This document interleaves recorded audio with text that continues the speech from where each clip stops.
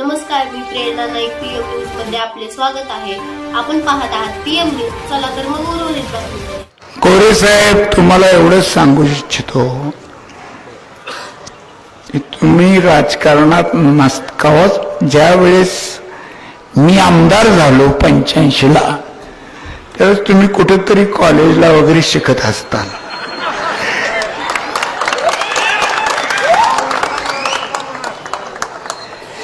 तुम्ही पालकमंत्री आहात. त्या पदावर या जिल्ह्यामध्ये अनेक दिग्गज माणसांनी पालकमंत्री म्हणून काम केलंय. त्यातल्या आदरणीय शरदचंद्रजी पवार साहेब सुद्धा या जिल्ह्याचे अनेक वर्ष पालकमंत्री होते. मी सुद्धा या जिल्ह्याचा पालकमंत्री म्हणून काम केलेलं आहे. महाविकास आघाडीच्या प्रचार सभेचे अध्यक्ष सन्माननीय इक्बालभाई पटेल, विश्वासभाऊ गांगुर्डे, नगराध्यक्ष पदाच्या उमेदवार सौ निर्मलाताई गांगुर्डे, नागेश अण्णा, गणेश जाधव, त्याचबरोबर वहीद पाशा शेख, भैया रहाणे, हर्षवर्धन पाटील, व्यक्त केले ते धाडके पाटील, आमचे लेख उज्ज्वलाताई,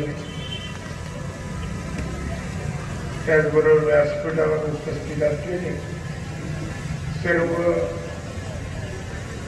महाविकास आघाडीचे सर्व उमेदवार,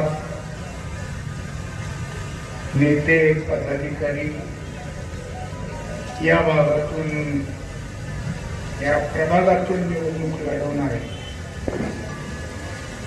सौ स्मिता किरण देशमुख, त्याचबरोबर दुसरे सहकारी ॲडव्होकेट सुशांत बाळासाहेब चव्हाण, उपस्थित सर्वच आदरणीय बंधू भगिनी, खूप छान बरेच जणांनी इथं सगळ्या वक्त्यांनी माझ्या आधीच्या विश्लेषण केलं. काल सभा झालेली विरोधकाची, पालकमंत्र्यांना जे जे फीड केलं खालनं प्रॉम्प्टिंग होतं आणि त्यांचा डायलॉग सुरू होता.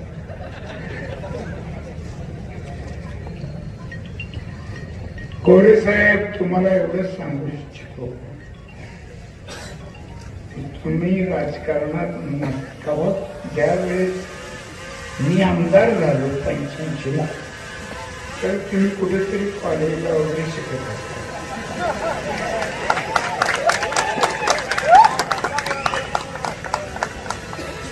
तुम्ही पालकमंत्री आहात. त्या पदावर या जिल्ह्यामध्ये अनेक दिग्गज माणसांनी पालकमंत्री म्हणून काम केलंय.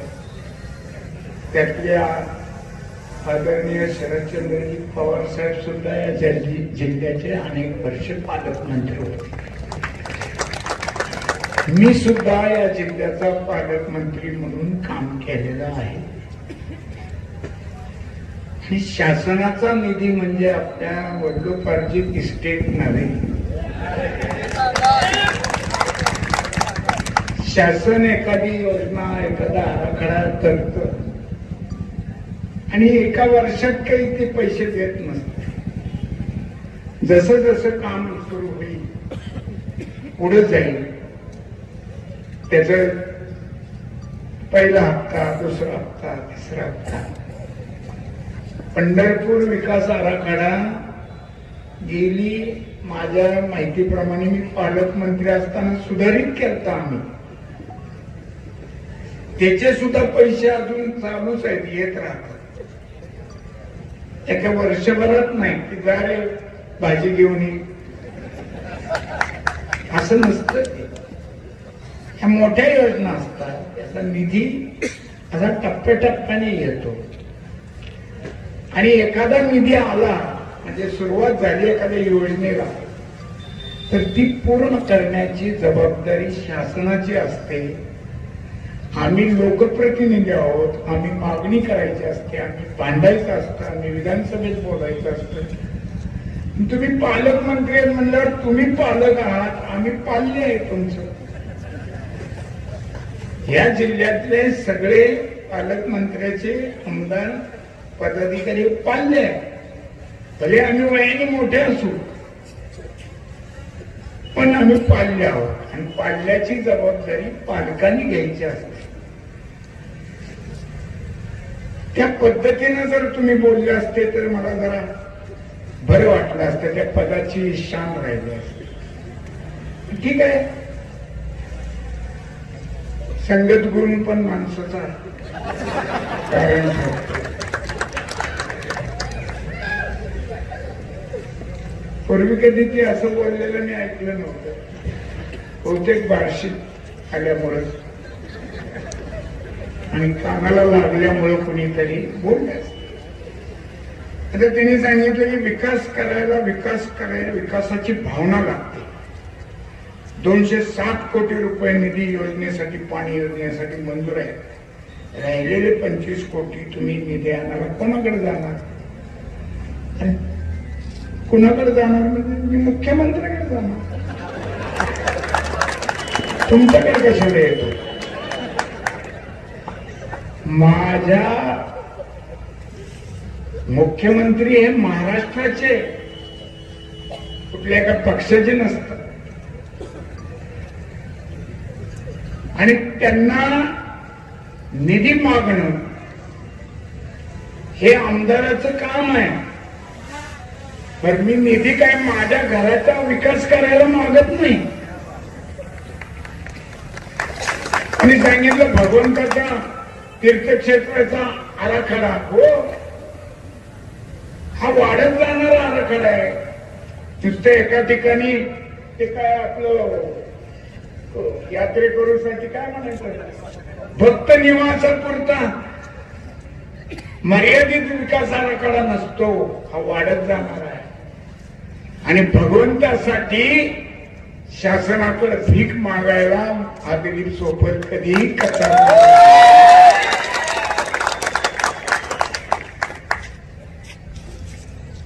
कशाच्या गोष्टी करते, काय बोलते ती.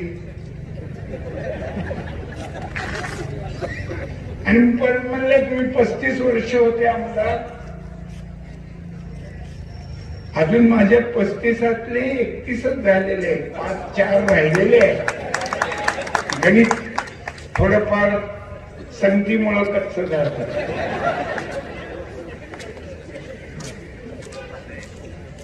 तुम्ही उपसा सिंचन योजना पूर्ण करता आली नाही, आजही अजून ती पूर्ण नाहीये.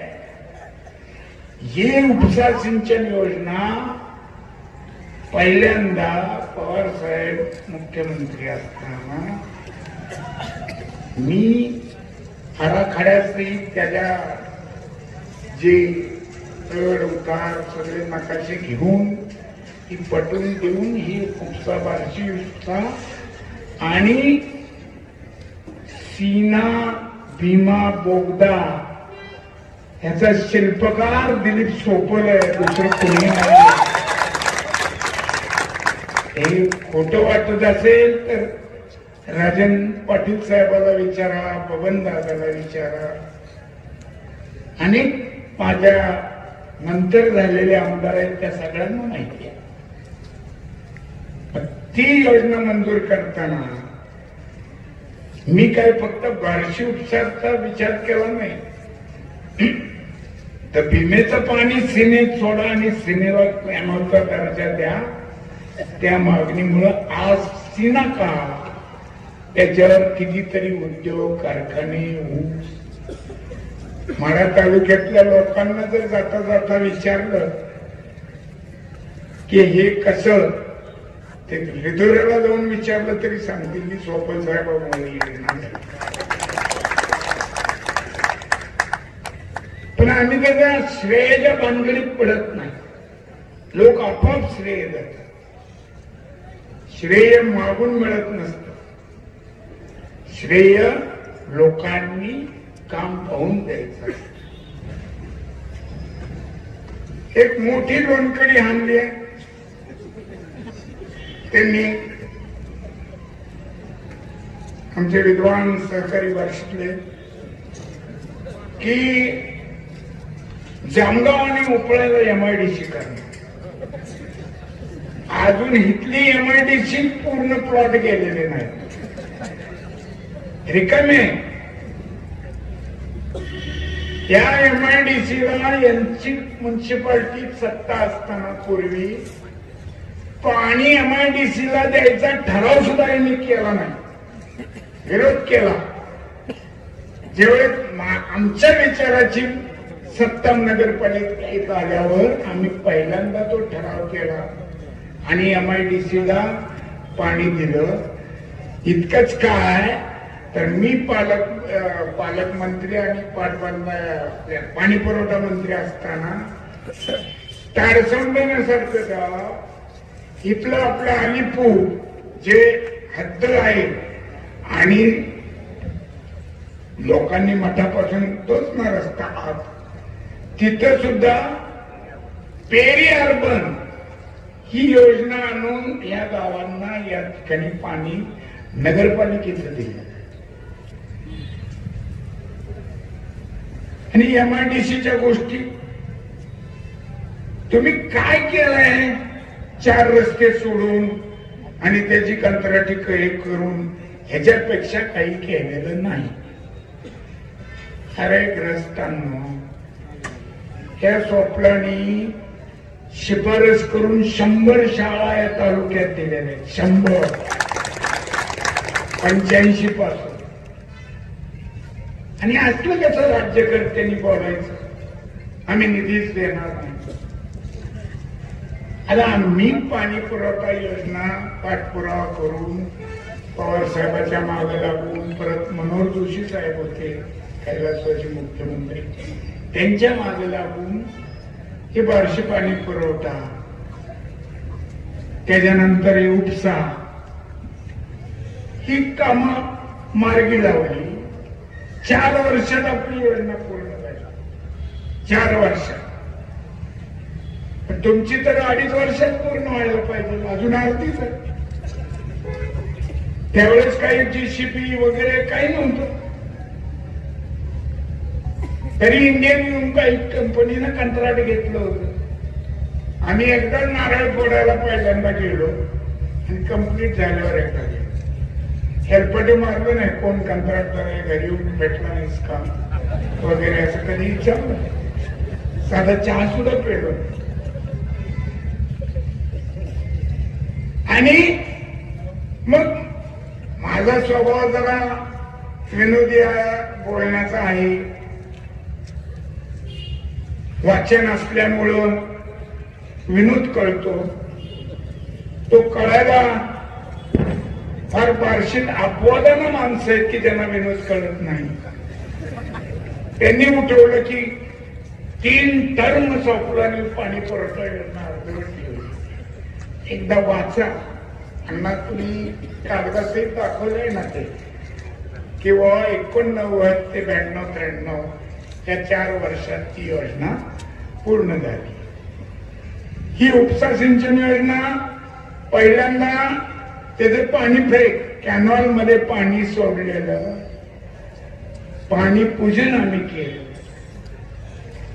त्या तळ्यापर्यंत त्या बार्शीच्या गणेश तलावामध्ये पाणी सोडायची व्यवस्था केली की ज्यामुळं गावातल्या अनेक बोरना कायम पाणी आहे. आणि या पाणी टंचाईच्या यांच्या कृत्रिम पाणी टंचाईच्या काळात या तळ्यातल्या पाण्याचा बोरला जो होणारा पुरवठा आहे त्याच्यामुळं बार्शीकरांना किमान रिलीफ मिळालं. एक विद्वान त्या सभेत म्हणले की सारखं फिरू आमचे म्हणजे महाविकास आघाडीवाले पाणी पाणी पाणी पाणी एवढंच म्हणतात. अरे माणसाला एक वेळ खायला नाही दिलं तर चालेल, पण पाणी प्यावं लागतंय. आणि पंतांना काय म्हणले, यांच्या तोंडचं पाणी पळालंय म्हणून पाणी पाणी करतात. तुम्हाला 2 तारखेनंतर 3 तारखेला कळेल की लोक पाणी पाणी का करतात, ते तुम्हाला 3 तारखेला कळेल. मतदानात लोक तुम्हाला दाखवून देतील की पाण्याचा प्रश्न ह्या वार्षिकाच्या जीवन मरणाचा प्रश्न.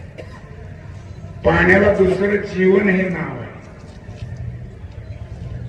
महत्वाच्या प्रश्नाकडे लक्ष द्या ना. नुसतं शॉपिंग सेंटर बांधले, खडी खपली, काय अजून काय काय ज्यांचे व्यवसाय, त्याचं सगळं त्या व्यवसायाला पूरकच फक्त विकास कसा, इतर विकास का नाही? का नाही तुम्ही एखादं कॉलेज उभं केलं?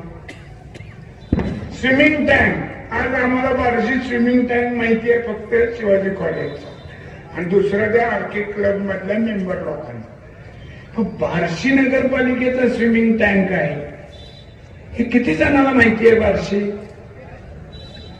हातवर करा ज्याला माहिती आहे त्यांनी, एकही नाही. तो कुठेतरी कुठलं नगर ते संभाजीनगर म्हणजे यांच्या प्लॉटिंग मध्ये तो स्विमिंग टँकचं बांधकाम झालंय असं ऐकिवा आहे. सुरू झालाय का नाही कोण पाहुण्याला फोटो बिटो अजून काही आलेला नाही. वाचनालय पण तिकडे नेलंय, ग्रंथालय ग्रंथालय. आता ते तरी पूर्ण झालंय किंवा ग्रंथ वाचत काही विद्वान बसलेले आहेत. असं सुद्धा एखादं चित्र फोटो त्यांच्या जाहीरनाम्याच्या जे दिलेत ना चित्र वेगवेगळे काढून त्याच्यात सुद्धा हो. इतर प्लॉट धारक जे आहे, लेआउट माग माझी जमीन आहे, मी लेआउट टाकलाय, त्याच्यातले रस्ते, दिवे, गटारी, पाईपलाईन ही त्या जमीन मालकांनी स्वखर्चानी करायची आहे आणि मग प्लॉट विक्री करायची आहे. यांच्या स्वतःच्या मालकीच्या प्लॉट मध्ये नगरपालिकेच्या खर्चानं गटारी, रस्ते किती दुरुपयोग. माझं बार्शीत पाणी टंचाई आणि नळाचं पाणी वड्याला सोडून खाणीत भरलेले फोटो पण आपण पत्रकारांनी दाखवले, त्यांनीच दाखवले. असे सगळी अंधाधुंद कारभार जर बंद पाडायचा असेल आणि सत्तेच्या पैशातून आलेली मस्ती जर उतरवायची असेल तरी 2 तारखेच्या मतदाना दिवशी कृपा करून आपण इतर कुठल्याही गोष्टीचा विचार न करता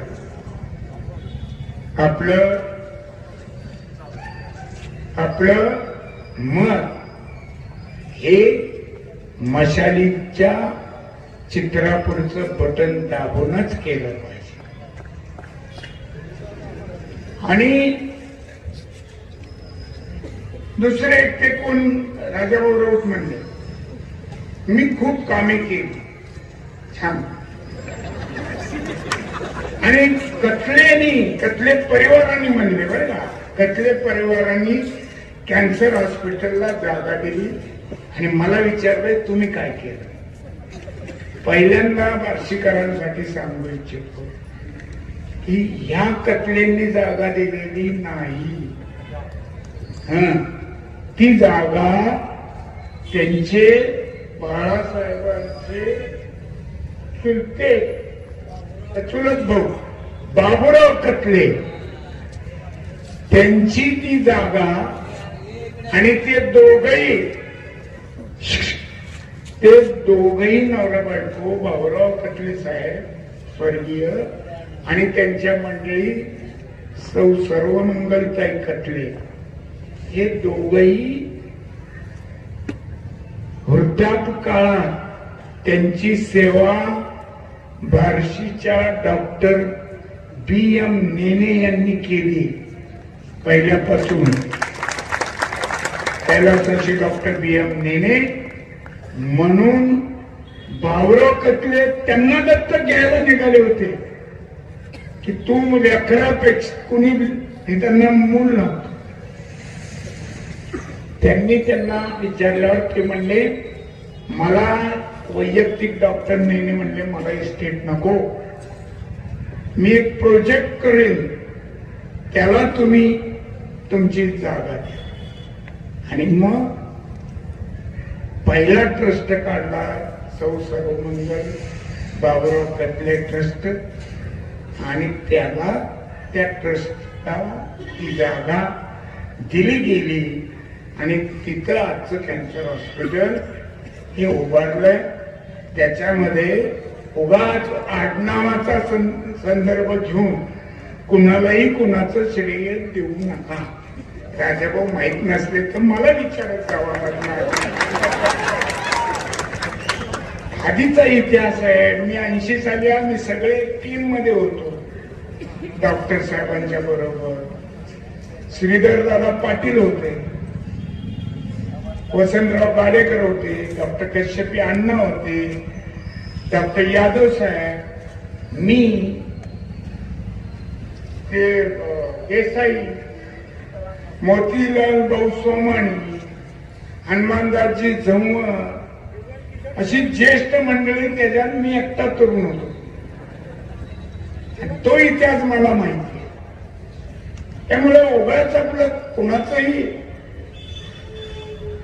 श्रेय कुणालाही देणं हे काही शोभा देत नाही. तुम्हाला इतिहासच माहित नाही तर तुम्ही तरी काय करणार.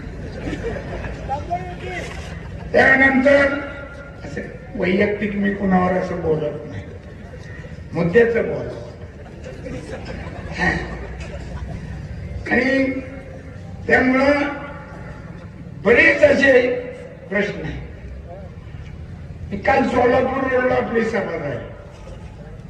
इथल्या लोकांनी मला दाखवलं एवढा मोठा रस्ता झाला. चांगलं झालं. कसलं चांगलं झालं म्हणजे घर खाली गेले रस्त्यावर बघा गार्डन मिल पासून. म्हणजे रस्त्यावर उडी मारली तर दुसऱ्याच्या पत्र्यावर जाते. येतात आता सोलापूरला आपण दृश्य बघतो का नाही. पूर्वी घरं कुठे होती, आता कुठं. म्हणजे मला तर असं वाटलं की आपण उड्डाण पुलावरून तर जात नाही ना. आणि दुसरी गोष्ट त्यांनी मला दाखवली की त्या रोडला गटारच केलेलं नाही. आणि नगरपालिकेत गटार झाली म्हणून बिल उचललेलं आहे. 1 कोटी रुपयाचं बिल. 1 कोटी. पत्रकारांनी सुद्धा चौकशी करावी. तुम्ही चौथे स्तंभ आहात लोकशाहीचे. सर्व पत्रकार मित्रांना माझी विनंती आहे बार्शीतल्या, एखादी तरी गोष्ट आता एकदा तपास करून तुमची शोध पत्रिका दाखवा. लोकांना कळू द्या तिथे काय चाललं होतं. नवऱ्याच ते गाळे बांधून ठेवलेत, नको ते गरज नसताना फक्त यांची खडी अमकत अमकत खपावं म्हणून. तर तिथं ते तळीरामाचे गांजा कशाचे अड्डे झालेले आहेत. रिकेवाड जवळचे गाळे. एकानं आत्महत्या केल्यावर ती परिस्थिती उघडी झाली. एका परखड पत्रकारानं त्याचं वार्तापत्र दिलं तर त्याला धमक्या लागल्या. म्हणजे देशात लोकशाही आहे, मग बार्शीत नाही आहे का. जास्त बोलत नाही. त्यांनी जरी नियम मोडायचा पालकमंत्र्यांनी मोडलं असेल 20-15-20 मिनिटं, ठीक आहे. पालकमंत्री आहे म्हणून त्यांना आपण काय म्हणू मोबा देऊ, सवलत देऊ.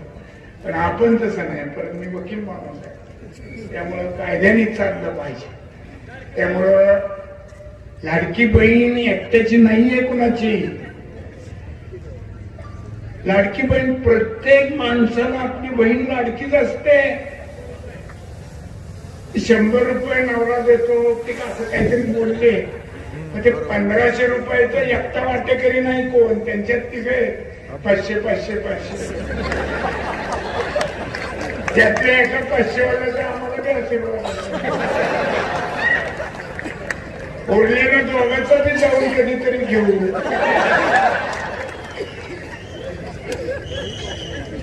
असं काही नसतं राजकारणात. ही इथली यांचीच पद्धती. मला काय माझं नशीब आहे असं विरोधात भेटला. अहो पूर्वी गावात असं एकमेकाविरुद्ध लढल्यानंतर असं भारत पाकिस्तान सारखं असं कधीच नसायचं, कधीच नाही. मी पहिली निवडणूक लढलो, माझ्या विरुद्ध बाबूराव अप्पा होते गाडेगाव. महिन्यापूर्वी आम्हाला दोघांनाही माहित नव्हतं की आपण एकमेकाविरुद्ध उभारणार. आणि आम्ही दोघांनी स्वप्नात कधी विचार केला नव्हता की आपण आमदार. आम्ही मुंबईत होतो, कुठला तरी सण होता, ते मला अप्पा म्हणजे चला वकील साहेब आपण नाश्ता करू. आम्ही दोघं आमदार निवास. आणि समुद्राची ते काय पूजा का काय होती ते केलं आम्ही. नारळी पोर मग म्हणजे समुद्रावर नारळ. अप्पाने 2 त्यांच्या पैशांनी नारळ घेतली, मला दिला, एक त्यांनी घेतलं टाकलं. परत निवडणूक लागली फेब्रुवारी मार्च मध्ये, त्यांना काँग्रेसचं तिकीट मिळालं, मला एस काँग्रेसचं मिळालं. आम्ही दोघं. पण पहिल्यांदा मी विजयी झाल्यावर आतच गोडाऊन मध्ये तहसील कचेरीत मत मोजली. तिथं अप्पांनी मला पहिला हात घातला आणि मी त्यांचं दर्शन घेतलं. असा खेळमेळ्याचं वातावरण. त्याला कारण या गावावर कर्मवीर मामांचे संस्कार आहे. आम्ही या प्रांगणातले विद्यार्थी आहोत. मी सुद्धा वकील झाल्यानंतर मामांच्या पाया पडायला गेल्यावर म्हणले,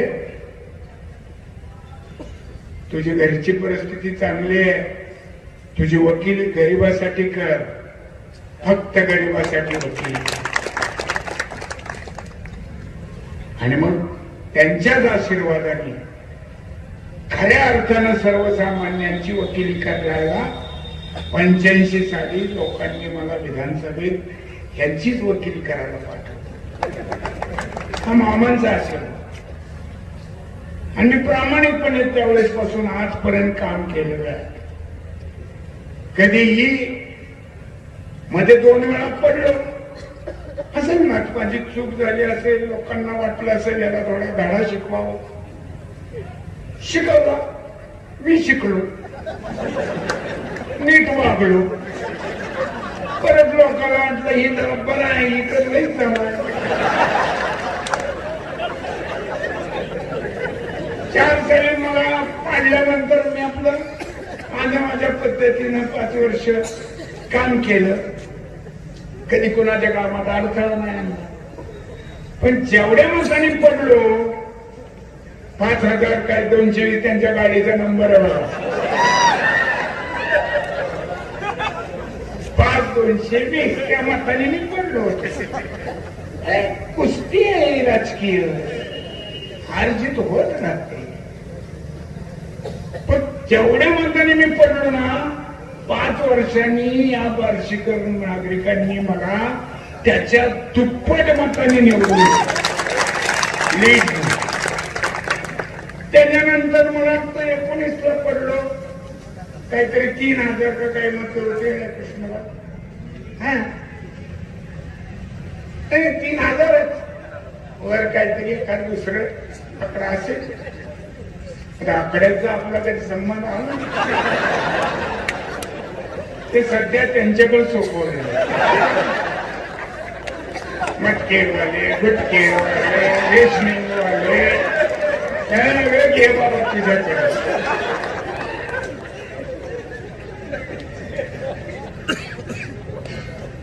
नको आमच्याकडे आता अजिबात पाठवून. तर त्यावेळेस 3,000 बोललो, 6,500 निवडून आलो. परत तुम्ही निवडून दिले. मी नको म्हणत होतो, पण लोक म्हणलं नाही तुम्ही उभारलं पाहिजे. ही सगळी मंडळी मागं म्हणलं बाद झाला आता आपल्याला किती 6 टर्म का काय 5 टर्म झाला सफिशियंट आहे. करत राहू काम जबाबदारी पण ती निष्ठेने पार पाडायचे प्रयत्न मी करतो. आणि नुसता आमदार म्हणून नाही तर मी आज मामांच्या पुतळ्याच्या आणि छत्रपती शिवाजी महाराजांच्या साक्षीनं सांगतो की मी दिलीप गंगाधर सोपल या शरीरात शेवटचा श्वास असेपर्यंत बार्शीकराची सेवा करत राहणार आणि निश्चितच राहणार. आपण सर्वजण आणि निधी